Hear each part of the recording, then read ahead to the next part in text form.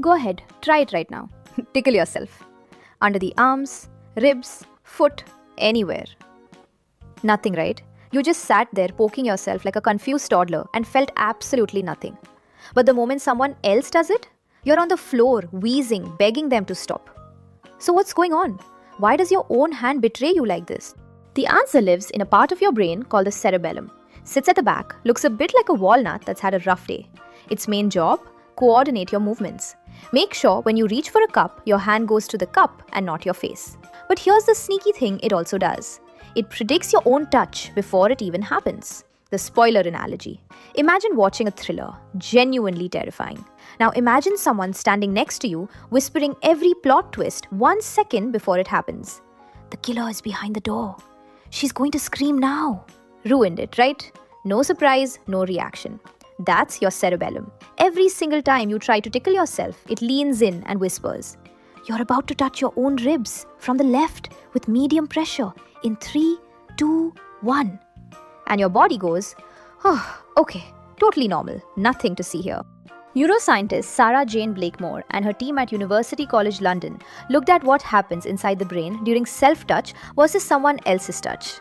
When you tickle yourself, two brain regions, the somatosensory cortex, which processes touch, and the anterior cingulate cortex, which processes pleasant sensation, are significantly less active than when someone else does the same thing. Less active. Your brain is literally just not impressed by you. Here's the mechanism. Every time your brain sends a command to your hand, move fingers to ribs, it keeps a copy of that command. Scientists call this an efference copy. Think of it as a receipt. The cerebellum takes that receipt and uses it to predict exactly what sensation should come back. When the actual sensation matches the prediction, the brain flags it as expected, boring, ignore. But when someone else's hand comes at you, no receipt, no prediction. Full sensation hits you like a freight train and you collapse laughing. Blakemore's team ran a wonderful experiment. They built a robot arm. Participants would move one arm and the robot would deliver the corresponding tickle to their other hand. When the tickle was immediate, it didn't feel very ticklish, same as doing it yourself. But when they added a tiny delay, just 100 to 300 milliseconds, suddenly it felt much more ticklish. That small gap was enough to throw the brain's prediction off. The receipt no longer matched reality, and surprise crept back in. So technically, if you want to tickle yourself, you just need to confuse your own brain by about 1/5 of a second, which is either very reassuring or deeply unsettling, possibly both. Here's where it gets genuinely fascinating. There is one group of people who can tickle themselves. People with schizophrenia who experience what's called delusions of control.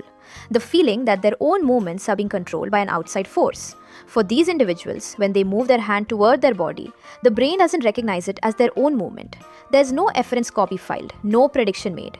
So the sensation arrives completely unexpected, just as it would from a stranger's hand. Think about that. The same mechanism that ruins your attempt at self-tickling is the one that tells you that was your action, not someone else's.